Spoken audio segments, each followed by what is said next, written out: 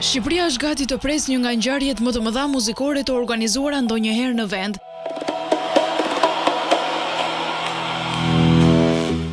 Kryeministri Edi Rama ka publikuar pamjen nga skena gati e koncertit që pritet në mbrëmje dhe që synon ta vendosë vendin në hartën e turizmit dhe eventeve ndërkombëtare, ndërsa një reagim ka dhe ndaj kritikave për koston e organizimit. Një koncert i kësaj përmase dhe i këtij artisti nuk është thjesht një ngjarje artistike. Është marketing global për Shqipërinë, një reklam që do të kushtonte shumë më tepër po të blihej me fushata tradicionale. Dhe kjo nuk është një shpikje shqiptare, është mënyra se si veprojnë vendet më të zhvilluara të Europës.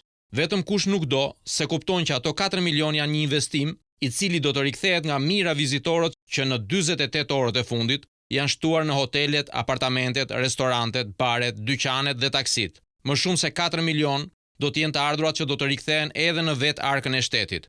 Për t'u përgjigjur kritikëve që vënë në dyshim përfitimet ekonomike, kreu i qeverisë sjell dhe një shembull konkret nga rajoni, duke ju referuar koncertit të Kanye West në Stamboll, për të cilin u krijua një vlerë e shtuar prej mbi 100 milionë eurosh për ekonominë lokale.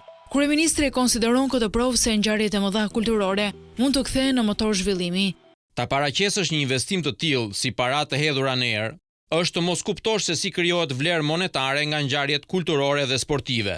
Ndërkohë që e kundërta, anullimi i koncertit do të ishte turpërimi i Shqipërisë dhe dëm i madh në imazhin e mezingritur të vendit tonë.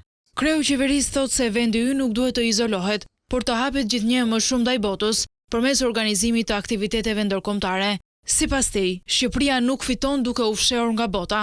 Shqipëria fiton duke sjellë botën në shtëpinë e saj.